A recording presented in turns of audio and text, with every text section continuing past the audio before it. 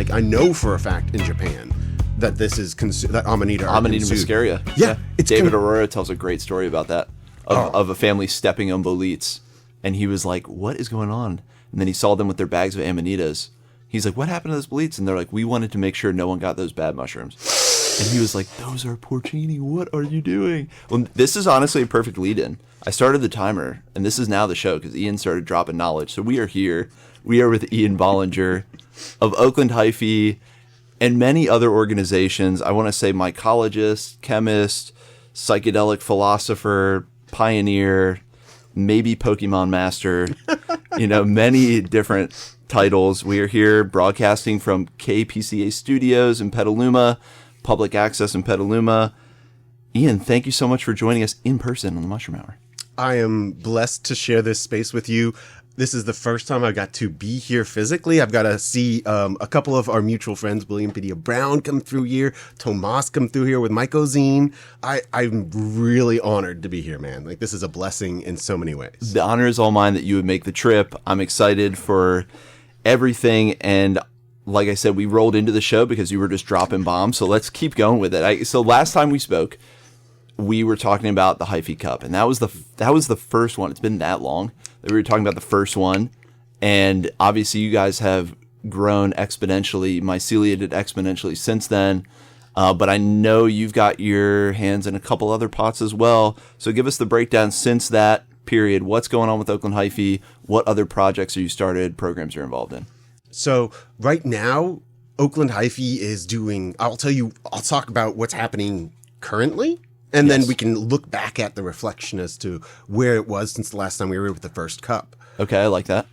So we're actually doing in the midst of the final bit of the data crunch. Like, we're getting all the last bit of samples for this year's cup. We used to be doing them twice a year. Now we're doing them once a year. We announce in December. We're doing a digital event this December. I think it's the 19th that we're doing it. And for the Hyphae Cup, maybe give the quick synopsis of what that is, because we probably have some new listeners. Absolutely. I'm assuming everyone knows about the Hyphae Cup, of course. That's fair. What is the Hyphae Cup? Again, talking about insular communities. Yeah, the Hyphae Cup is the first entheogenic mushroom competition, I would argue, that we put together back in, time flies. We started this in 2021 at the start of COVID. Wow, time flies. And so the way it's worked is we've asked people to submit entheogenic mushrooms from, psilocybin-containing mushrooms as well as cordyceps and extracts as well to have them compared for potency levels. And we started conversations around what are we talking about when we're talking about these mushrooms as far as dosage, because there needs to be conversations around harm reduction. And this is one of the biggest things that we've learned and gotten the support from the city of Oakland to be able to continue to pursue, and been able to, just like we're in a beautiful public access space right now, we've been able to move into a similar space for science. Slope Labs is an amazing location near the airport in Oakland that has been willing to house not just Hyphae and the Cup, but also the Center for Mycological Analytics, which is this new, for lack of a better term, educational platform that we've put together where we can teach people the skills necessary to go from a dried cordyceps, like dried cordyceps in their hands, and in a lab space, go to HPLC data and all the steps in between, extraction, analysis, and then furthermore discussion about that data. So getting the active compounds that are in your mushroom, that kind of chemical analysis out of your dried specimen. That is the dream. I know so many people would love to have that superpower and be able to do that. And our goal is to speak to a bunch of different layers of people. Right now, I think we're speaking a lot more to the enthusiasts as far as our ability to apply our educational skills. But every time we teach a class, we reiterate. We try to add some input from the previous courses to be able to make it more accessible. And furthermore, we're working on getting expanded out into other languages as well. So you guys are getting the format you need to make this kind of like a modular class, repeatable class, like a template. That's the hope. Yeah. The idea is, again, to build these communities. So we've built the community in Oakland. This past summer, we taught 3 courses out of this space. We had, I believe, a total of 21 in our students in 3 different cohorts. We had people who never graduated high school that are cultivators to PhDs from large universities. Amazing. All in the same course. My favorite picture is a member from the Richmond community, an indigenous young scientist who showed up to lab and was wearing glasses, lab coat, gloves, processing mushrooms, wearing a hat that said, "You are on indigenous land." That is an incredibly potent symbol. It was, and that's everything we want to represent with our space. Yeah. It's like we're trying to empower people. Like my goal is to have somebody be able to say, the skills you taught me helped me get a job. Well, and doesn't that talk about this potential of science?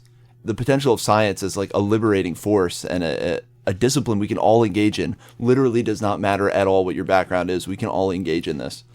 And this is the idea behind citizen science. Yeah. This idea that we're empowering people to recognize, as William Padilla Brown likes to say, the human body is a scientific instrument. Yes, we are. I love that. Yeah. And better understanding that we are scientists fundamentally. Yeah. And to quote Rick and Morty, one of my favorite quotes is, sometimes people forget that science is more art than science.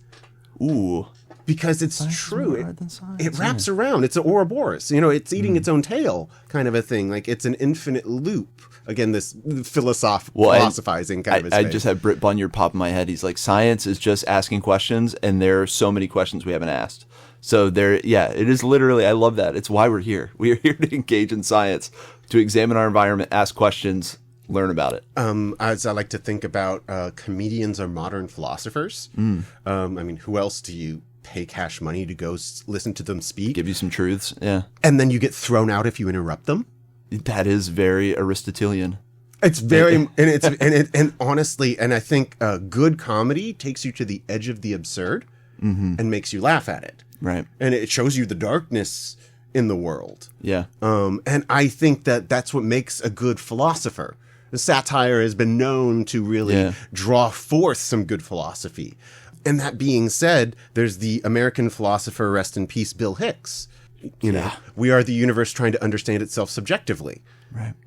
I think that was his bit from a young man has a positive experience on acid, a positive drug story. Whatever happened to those, it's like a positive drug stories. On news, the young man discovered that we are all matter is energy condensed to a slower vibration, that we are all the universe understanding itself subjectively. Right. Let's do some of the positive trips. Well, so you guys are embodying some of this like wisdom that we just laid down, quoted. You guys are kind of embodying it with the space there at Slope Labs. We're trying to empower people because it's know, not know.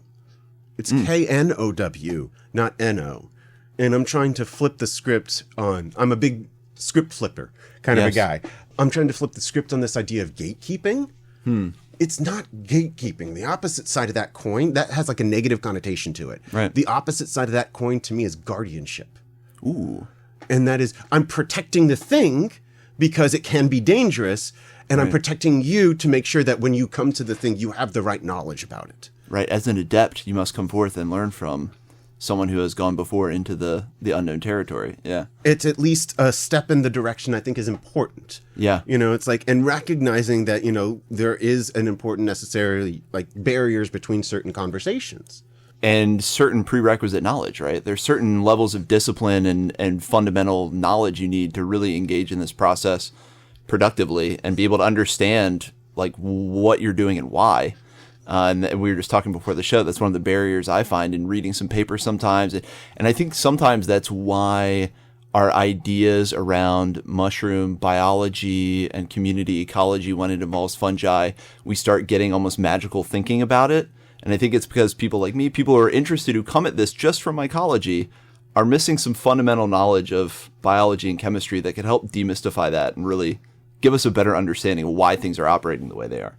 It's beautiful because the internet, like we were talking earlier, allows us to connect and find these people that are just as obsessed about this thing that we are. Because I was listening to Hamilton Morse's podcast with Alan Rockefeller recently, and he gave this beautiful intro where he was talking about, it's like, I will never ask Alan how he got into mushrooms. It's obsession. Yeah. You know, it's like, and we have those people that can share the wealth of that knowledge. Like I have my own obsession about the chemistry, the biochemistry, the genetics, which I'll talk about here in a bit as well with the Entheogenic Genome Foundation, the nonprofit that we've recently been able to work together with Vanderbilt University to get a publication out. Amazing. All right. So actually, I think we can do a through line to that because I would imagine this comes out of the efforts of the Hyphae Cup, right? I mean, a lot of these compounds, so when you guys are putting together this competition to analyze the active compounds in entheogenic mushrooms, it's my understanding we don't have necessarily baselines of some of these compounds on where, on chromatography, and you can correct me if I get things wrong, but in chromatography, we don't have baselines on like what the peaks are at what times and what compound that translates to for some of these tryptamines, right? One of the more interesting conversations is to have with a gentleman named Jordan Jacobs. If you're not familiar with him, he is the gentleman, second author on the publication that I'm referencing, worked together with Dr. Dusty Rose Miller out of Vanderbilt University to work on a Zapoticorum, which is Psilocybe zapoticorum, which is a Central American mountainous Psilocybe species. Okay. And looked at how to cultivate it, because it's not been known to be able to be very cultivated easily indoors or in vitro versus in vivo. Right. And furthermore, looking at its chemical profiles and its genetics. But he's got some interesting things to say about wood lovers, because pancyans can tend to have some interesting peaks that I see as well, that I don't necessarily know what they are. It's like it's showing up in this interesting range, and it may play a role in wood lovers paralysis, but nobody has answers to this right now, And back up a little bit, Paniolus cyanescens. Okay. I appreciate you wanting me to. I'm going to pretend like this is for the listeners, but this is also for me. No, I appreciate you. Paniolus cyanescens is also a wood-loving species of mushroom, not in the Psilocybe genera.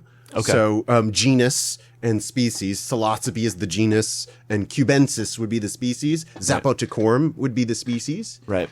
And so then we also have like Paniolus. Yes. Which is another species which have both psychedelic or entheogenic mushrooms and non-entheogenic mushrooms. Okay, and so you're seeing some compounds within that you don't know how to place. So I would guess it's not, I believe you guys have like 17 tryptamines mapped out, if I had that right? Right now we have a total of about 20 compounds. Yeah. That we're currently 18 guaranteed. 20 I just got in and I'm lining up, but those are not tryptamines. They're for muscarine and ibotenic acid. I'm just double checking. We got a new method. So we might be expanding into.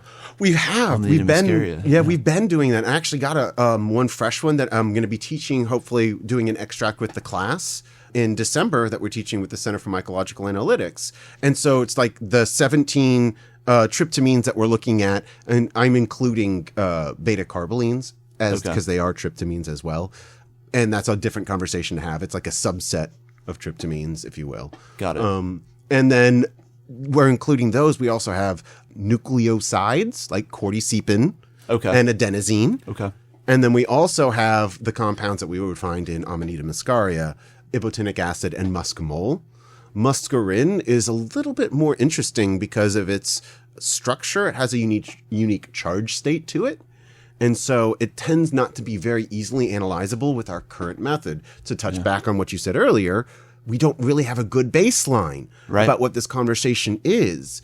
And so this is why I love being able to work with people like Jordan Jacobs or our sister lab that Hyphae Labs has been working with in Colorado, Tryptomics, to be able to not just duplicate our analysis on the same samples, but also to be able to have conversations about what is a better extraction method, what is the best analysis method, and then furthermore, how can we make this a baseline available to people, which was missing from like the cannabis space, and how can we make sure that the people that are moving into the mushroom space have the skill sets to not have the wool pulled over their eyes as scientists.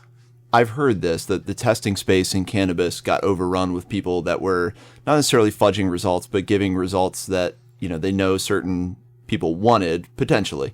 So that's really interesting. And you said on past episodes on how much you learned from that, and actually the process, so many people have heard about psychoactive mushroom decriminalization, and it's in the collective consciousness now. And you were very clear that, look, the next step, if we're going to do this responsibly as a society, the next step is identifying compounds and levels and being able to test it, because individuals within a species obviously could vary wildly. So it's almost like it would be nice to have this kind of testing to be widespread, because you are going to have so much variation sample to sample as this kind of moves out. So really, really interesting. And for, again, just to define a couple terms or give a little context, all of what we're talking about identifying compounds, taking a dried specimen. Is it all through a chromatography process, or just talk about like the equipment a little bit, just that overview of the equipment and what the output is? Because I think some people have seen the colors, the spikes of different colors on a chromatographer, and time is like a necessary dimension.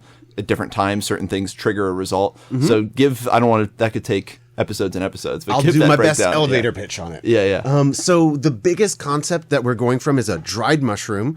So like we'll get our cordyceps fruits, and we're going to break them up into as much of a similar powder as we can. Like we want to make the powder what we call homogeneous. Yeah. Homogeneous, make the same. And so once we homogenize the mushroom into a nice powder, we're then going to extract it out. And in the class, we do 3 different extraction solutions so we can allow the people to be able to look at how each of those solutions extract the same compounds from the same fruit differently. I see. That's one of those aha moments that we like to add in, because it's like if you're a cultivator and you want to make a tincture, or you're trying to do analysis. Those are 2 different questions that might require 2 different extractions. And so by doing the 3 different extraction methods, we can say, oh, well, if our goal is to get everything out so we can analyze everything and make sure we're not leaving stuff behind in our analysis, or if we're just trying to make something that's human consumable. Interesting. So there's a different extraction technique for each. Okay, and so this has evolved, and you talked about baselines. Is it correct to say that, for these tryptamines, there is no baseline? So, and I don't want to ask a question that reveals like, well, that's our secret sauce. That's the whole. You won't. You trust me. You'll back me. You'll back me down. You'll be like, no, I can't tell you that. But just how do you go about that? How can you say, well, that's this compound when looking at a result like that? So once we have our powdered mushroom and our extraction solution, what we're going to do is we're going to filter that extract, and then we're going to take a very, very, very, very small amount, like 3 microliters, 10 microliters, like itty bitty bitty bits of this. And then we're going to inject that into what I like to think of as like a solvent river. Have you ever been to a water park and gone to like a lazy river? Yes. You get in and it just takes you around, and eventually it takes you back to the beginning. Mm-hmm. Okay. Well, if you can imagine a unidirectional one, like you're at the top of the hill and you make it down to the bottom of the hill. Okay. Yes. And then you have to walk all the way back up if you want to do it again.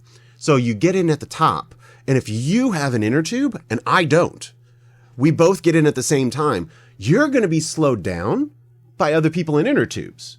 Right. I'm not. I'm going to slip through. And that's one form of how we can separate things in the system. So we're going to inject our sample in, and the compounds are going to get separated either by size or by interaction. Oh. Like interacts with like. So like people in inner tubes are going to bounce off of each other, and they're going to interact with each other more. Versus me, I don't have an inner tube. I can just slip through. I see. So some of these compounds, you do have baselines, I would imagine, to be able to isolate. Okay. Some. Yeah, we see, this compound, this compound, this compound. This one's a mystery. Let's figure out. You said 16, that's 16, 17? We're talking about when people run these samples on high-end instrumentation. Yeah. They see 1,000 peaks, 1,000 individual compounds that could be looked at individually. And we're looking at 18. Yeah, well, what are you... So you're looking at... Is there like a grouping of tryptamines then? There is. And we're looking specifically at the ones that are typically found in entheogenic mushrooms. Okay. Because our biggest goal is to bridge the gap between research being done on depression or PTSD at like Johns Hopkins. They're utilizing pure psilocybin in their research. The issue is that's hard to translate to actual fruit mushrooms. And so our goal is to help bridge that gap in some kind of meaningful way. So it's like we can tell a person there's this many milligrams of psilocybin in your fruit or in your extract. So now you know that if I consume this many milligrams of it, I will get this, like I can consume 100 milligrams of my mushroom. Right. That's a microdose. Yeah. It's not going to be, oh, if I took 200, well, that's a little bit much. And I know that because I can see how many milligrams of psilocybin it is. Yeah, an absolutely essential element. And that's why it always begs the question for me. There must be institutional labs looking at this, I would imagine. There are. And most of the for-profit labs keep a lot of that information to themselves. I know Field Trip was doing research on this at one point in Jamaica. I mean, there's a number of Canadian companies that are keeping a lot of stuff under lock and key because it's intellectual property. Right. And so there's a lot of, I mean, I know that there are other people doing work. Denver had a recent entheogenic cup, and they had 500 samples come in, and they tested theirs, and they put all the data out for public access. That's the way. Like this is what needs to be available, because somebody that's going to go somewhere in Denver or wherever these people are getting the mushrooms from need to know, oh, if I get this from this person, like if I get a ape, I'm not going to say the full name because public access. Right. But if you're welcome, if I'm going to get an ape, it's going to be far more likely to be highly potent, and I would want to take less of it. Yeah. Compared to something that's like a golden teacher, which is very much of a typical potency. And that's somewhere in the realm of about like 7 milligrams, 6 milligrams per gram. Yeah. And if you think about that, okay, well, if I have something that's 6 milligrams per gram, I'm going to take about 100 milligrams of that. Yeah. That's somewhere in the realm of like 1.5 milligrams of psilocybin right there. Yeah. And that's the ideal starting point. That's a good microdose. That's a good entry point. And that's kind of what we built our Hyphae Spectrum for the Hyphae Cup. Yes. These different categories or buckets by which we can talk about use. There's people that might want to get into microdosing. They don't want to ever macrodose their microdose. Right. You know, there are people that just want to go to a museum or a concert and enjoy themselves, but they don't want to question universal math. Yeah, and I think there is an element of that. The cannabis industry pushed us to, let's get the highest amount of whatever the most psychoactive compound is. And I love that you guys, I've used that so many times, talking about the Hyphae Spectrum. Like, flip this hierarchy on its side and let's look at everything for its own properties and not try to create like a primacy or a supremacy of one or the other. So I think that's very interesting. And of course, the context of this, as you've already laid out, is all safety and responsible use. As these things get more public, I mean, you can't go anywhere now without hearing someone talking about microdosing. You bring up the word mushroom, it's like some middle-aged mom you'd never expect is like all over it. So this is really important to have this be the center of the conversation if we're going to do this responsibly. Literally, I know there was a showing of our data that we produced on Dr. Phil. There was. Yeah. I saw that. Yeah. It made me so happy. Moms Who Microdose, I think was it. But that being said, also we've discussed about the spectrum from the entheogenic side. We also are talking about things from the cordyceps side. Yeah. Tell us about that. Yeah. There's a conversation to have about dosage use categories. Mm-hmm. And sometimes there's something to be said for levels of cordycepin. So we have a theoretical spectrum that we've based off of a number of publications that have done work on, people consuming cordyceps mushrooms in specific quantities according to specific regimes. And there are cases of increased, aerobic activity. So being able to hold more air in our lungs and not feel exhausted. This is the 1990 women's Chinese track team Olympic story that got cordyceps so famous in the Western world. Yeah. And so our preliminary spectrum that we've been working for cordyceps is something that it's not released yet. We're going to be talking about it in this December. And releasing that information out to the public, because it's again, just like the original spectrum for cubensi or for entheogenic compounds was hopefully a conversation starter. Yeah. I'm not claiming that this is it. Yeah. I'm claiming that this is where we should at least start the conversation. I think that there's some use categories that we can talk about. Sometimes you just want to have aerobic capacity, but sometimes you also want immuno activity. You want increased immune response, being able to handle things better if you're getting sick. And there is certain research that's been done with cordyceps in that way as well. And so we're increasing that information, putting that information out there.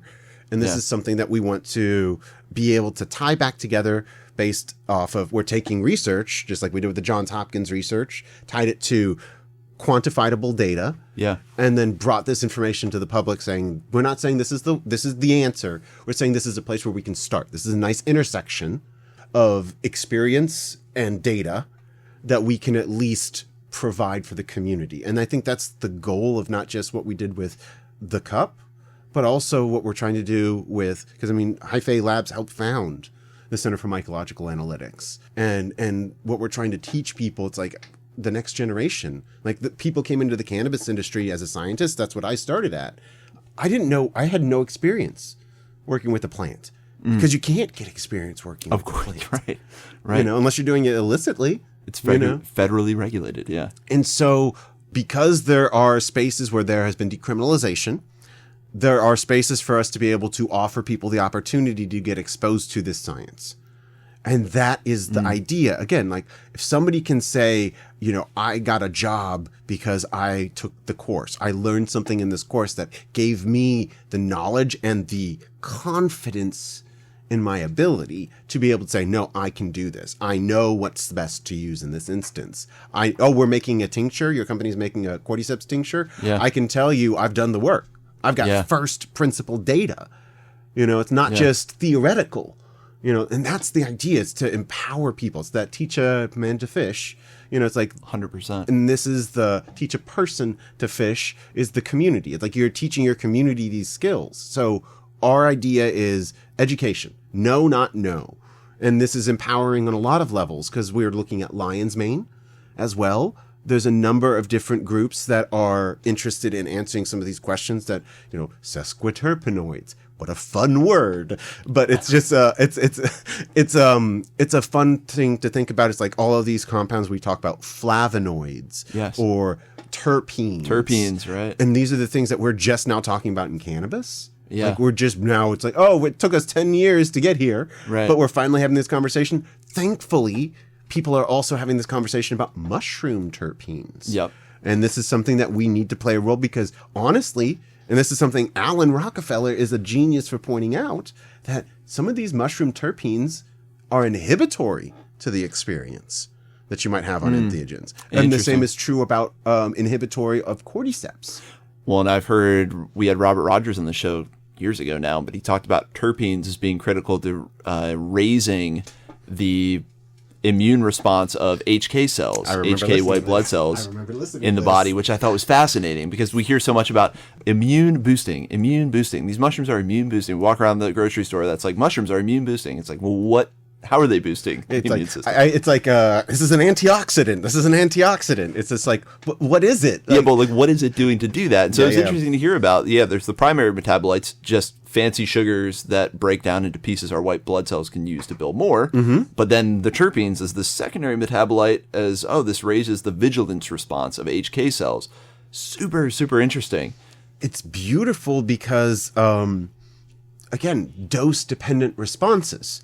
There's something to be said for stimulating our immune system, not getting sick, but stimulating it in a way as if we were sick, kind of a thing. It's not like you're not getting the illness because you have something producing compounds, but you're introducing these things that stimulate these systems, just like a muscle. You gain better muscle by working that muscle, by stimulating that. The same is true about thinking as well. You obsess about a thing, you get better at that thing. To tie it kind of back together, as above, so below. That's right. As within, so without. So these lessons that we can learn from mushrooms can also translate to our own life lessons. Well, and thinking about it, I mean, what you guys are doing is, this is kind of the future because so much of when you think about the medicinal space, and I just talked about all the store shelves, how many of these companies are really testing their compounds. You know, you go to that wholesaler bringing in mushrooms from overseas, which is understandable because a huge portion of mushrooms are grown overseas,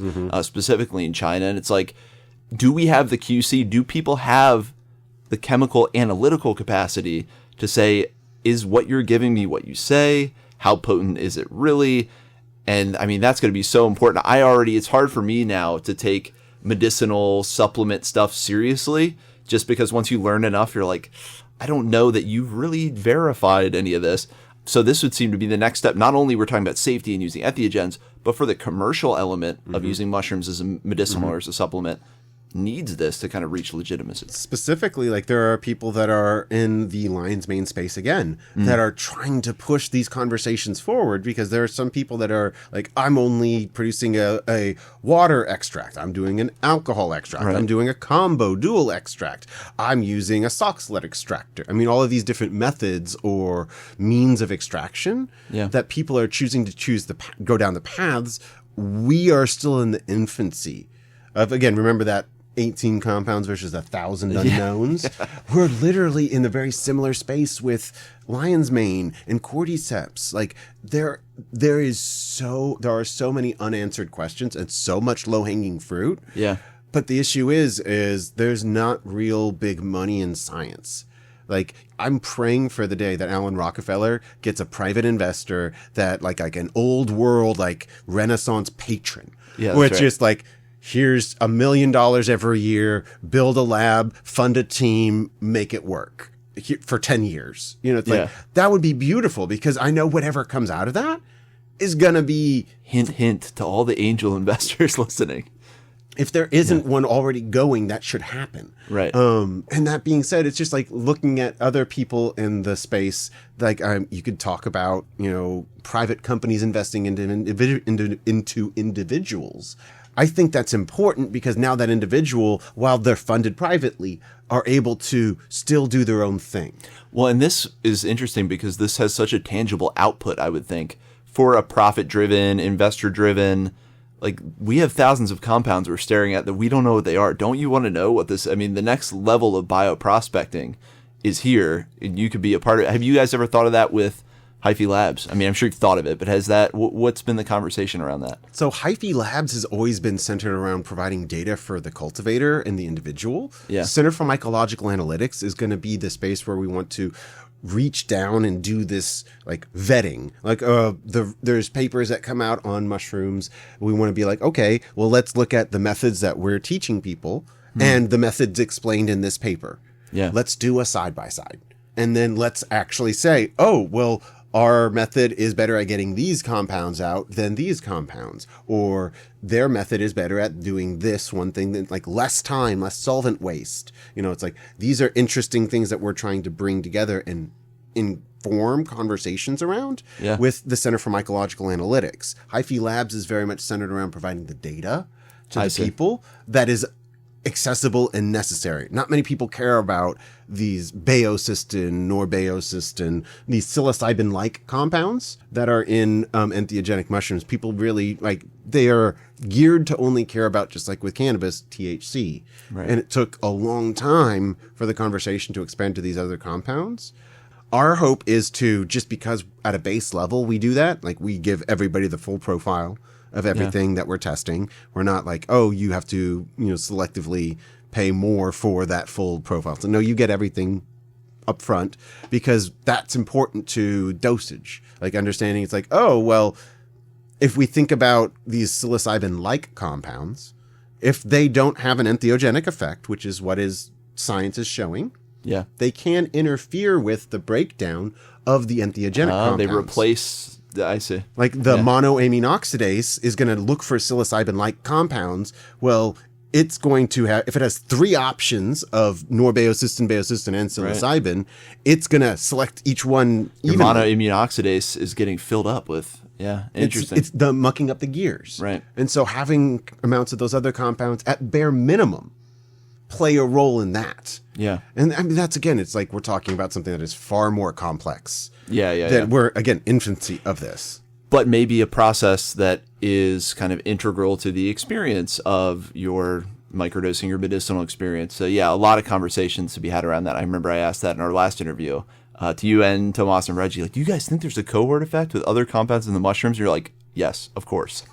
Of course that's the case. Yeah. But we don't fully understand that, and that's part of this work. So, talk a little bit about then this offshoot, the Center for Mycological Analytics.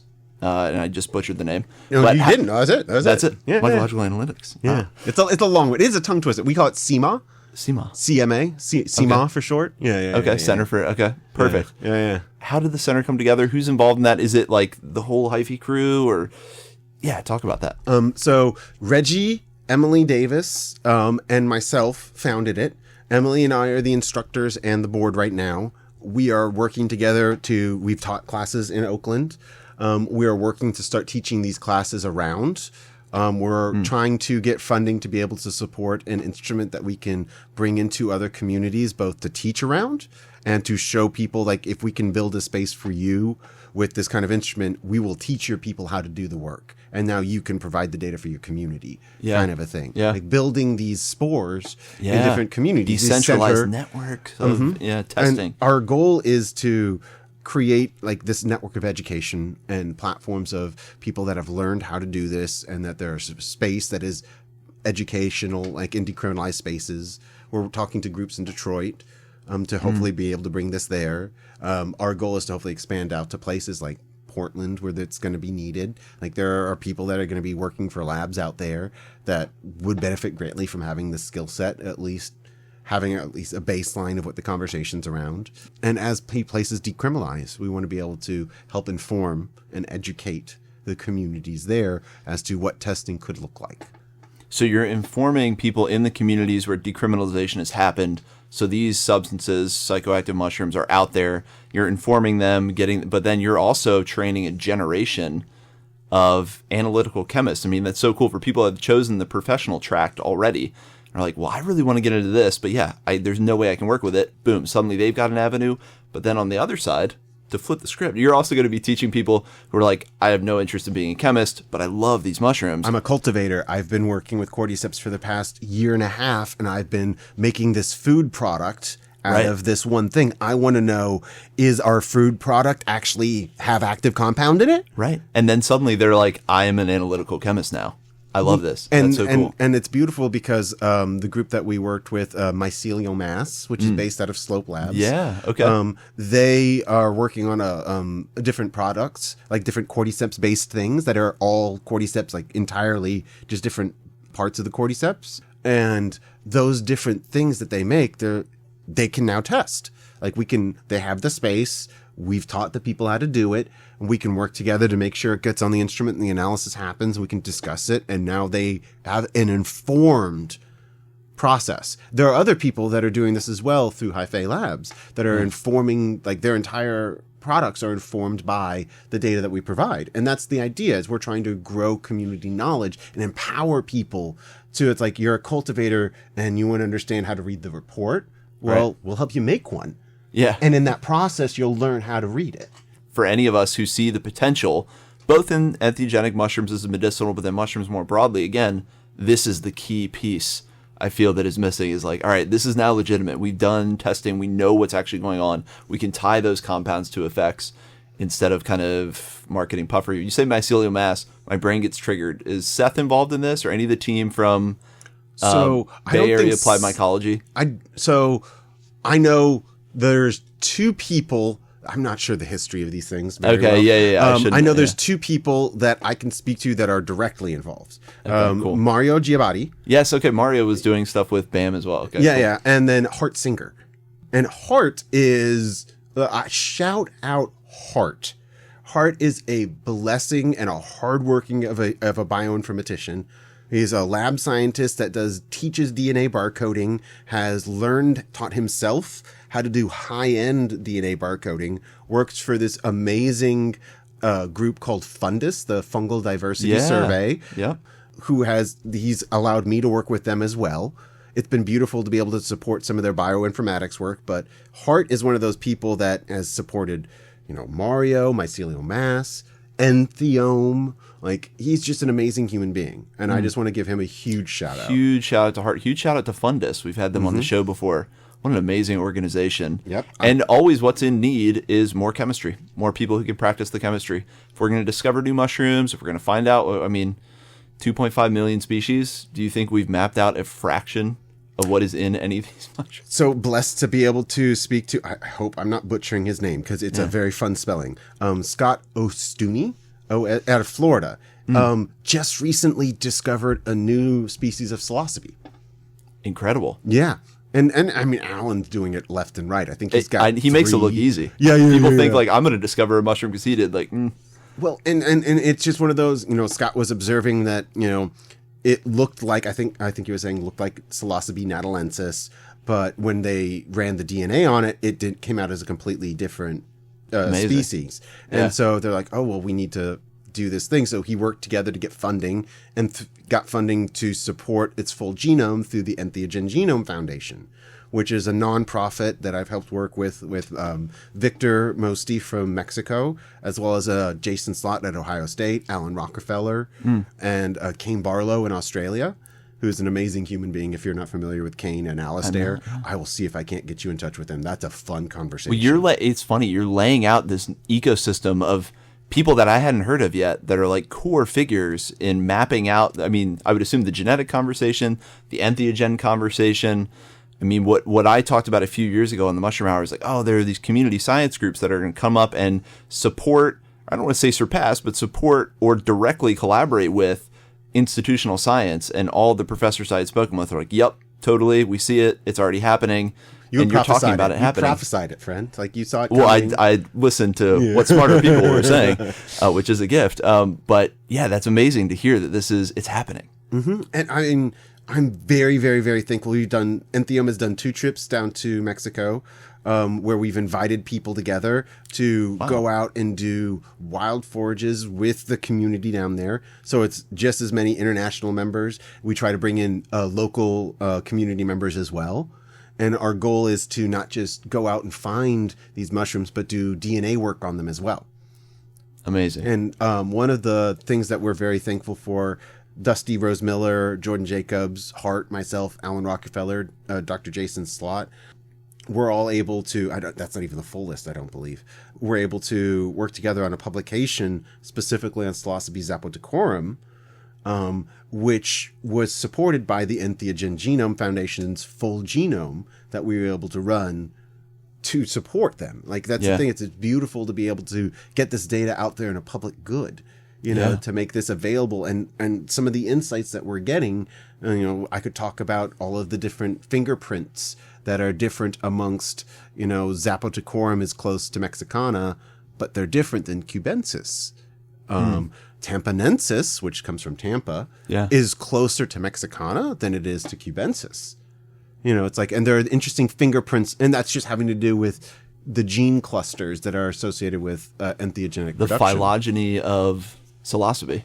And I even look at other species. So we talked about Paniolus. Yes. That has its own unique fingerprint, which is different than Gymnopolis, which is another entheogenic containing mushroom. Right. All of these in agaricales, which are agaricus, basically any Amanita-like mushroom. Okay. For all intents and purposes. Yeah. Interestingly enough, I don't know if I mentioned this before, one of the most interesting things about these entheogenic compounds, muscimol or Amanita mushrooms, muscimol, ibotenic acid, muscarine, all of those mushrooms that have that's a very large family of mushrooms, genetically speaking, are the ancestors of all of the mushrooms that contain psilocybin. No way. So all of the mushrooms that contain psilocybin that we're aware of right now lost muscimol and ibotenic acid production at some point genetically, historically, and then developed something else in its stead. That's insane. So they said, we're going to produce this alkaloid called tryptamine.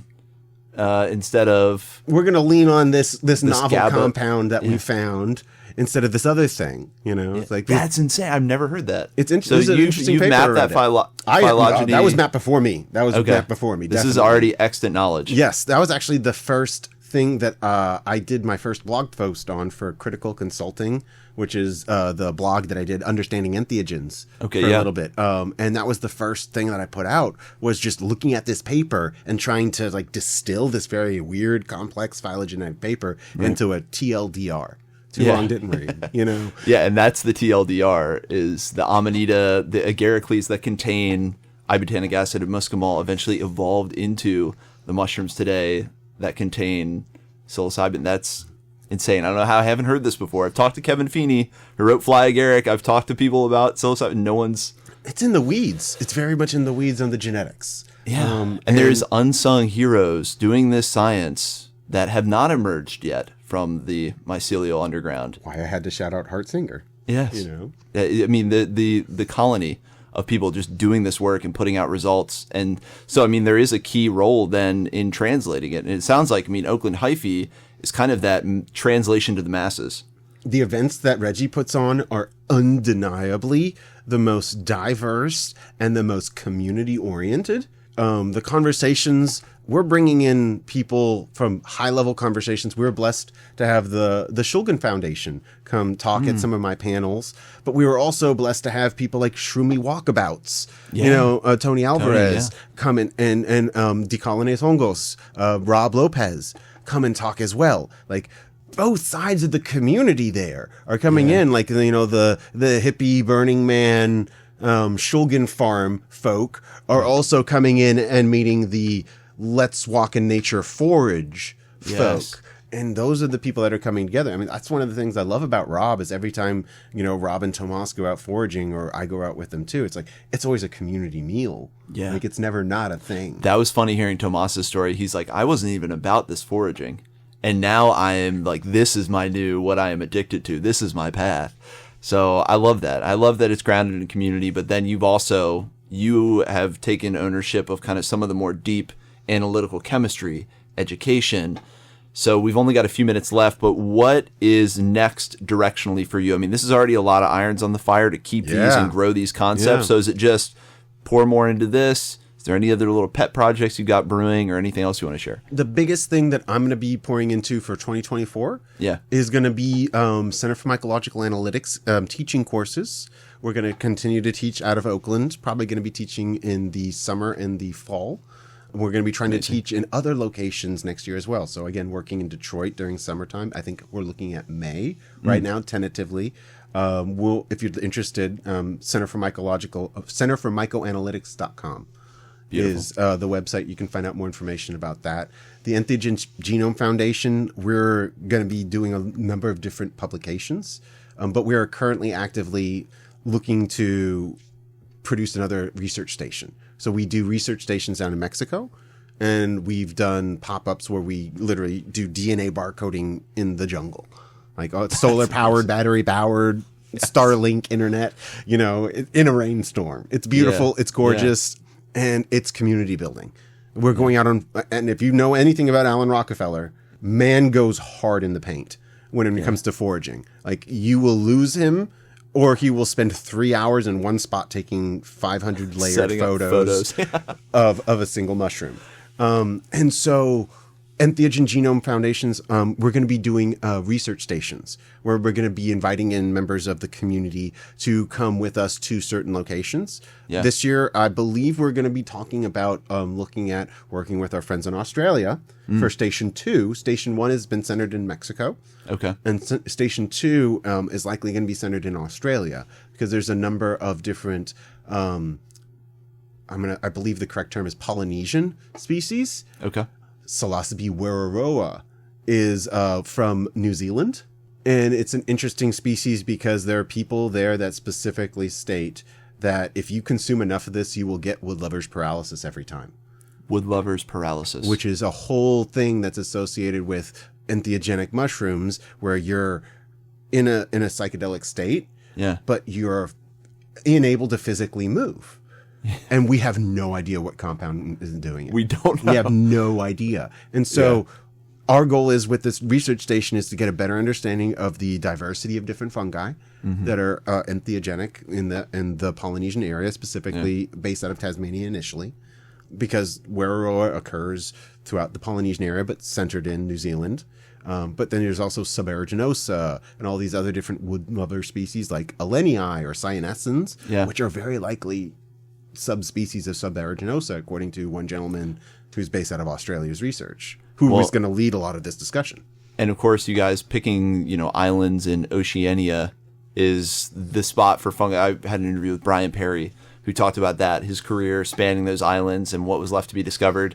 Super exciting. So we've only got a couple minutes left for KPCA listeners, for podcast listeners, you know Ian, you know Oakland Hyphae. For KPCA listeners, highly recommend you check out their work. If mushrooms, especially the idea of psychedelic mushrooms, piques your interest at all, to me, this is kind of the bleeding edge of this community conversation, of the science as well around this. So definitely go check out Oakland Hyphae, Center for Mycological Analytics. But for Ian, as a wrap up, what has this journey been like for you? Because when we first spoke, I don't know if you were linked in with Alan Rockefeller, going to research stations in Mexico. So to turn from kind of chemist to now you're embedded in like culture and doing exciting, what's that been like? Surreal. I can honestly say that it's like, I remember watching people like listening to Dr. Carl Hart on other podcasts and then having him come up to me after a talk in Minnesota at Big Psych's psychedelics event where we were able to present. After I gave my presentation, he come up to me to talk to me about it. And it was mind-boggling to have somebody have that kind of input and then taking it to heart. You know, I mean, pun unintended. But listening to what he had to say and really doing my best to embody the different perspectives. It's been surreal to meet people I never thought I would meet and to be able to have them know who I am and have respect for the work I do. My hope is to build a framework for people to feel as empowered as I've been able to feel, which is why I'm blessed to sit across from you in this gorgeous space, this community built space that I've seen you grow from. You know, it's amazing to see. I met Reggie. He sat next to Tomas at a Decrim Nature meeting that I convinced Tomas to go to back when I was still working in the cannabis industry. And it's been a roller coaster ride from Jamaica to the cups to seeing companies rise and fall from the work that we helped build to us succeed in the ways that we have been. Yeah. And then, I mean, I know Reggie's currently in Las Vegas right now at Remind talking to people. Again, it's like, it's a roller coaster ride to see the people that the community that we've uplifted. Tomas. Yeah. To see my brother go from a guy I convinced to go to this meeting to now having the Mycozine. Yeah. You know, it's surreal. Yeah. To see community grow, to literally sit across from you. I remember when we were doing something similar to this in the back house. You know, it's like there's something to be said about watching each other grow and sticking around for it. Like I'm on everything. I'm on borrowed time. Like I'm on extra time right now. I feel like I'm blessed to be able to be alive in this moment and blessed to have been able to accomplish the things I've been able to do. But I stand on the shoulders of giants. You know, it's like, and this is the biggest thing that I want to uplift people onto my shoulders next. What a beautiful message. And Mycology is such an amazing space to find people doing just that and giving deference and appreciating those that came before, and to steal a little wisdom from Will Padilla's last interview, to work with people from the past and in the future, consciously building something. It's an amazing thing to be a part of, and it is my great joy to get to speak with people like yourself. Ian, thank you so much for coming on the Mushroom Hour. Love it and appreciate it, friend.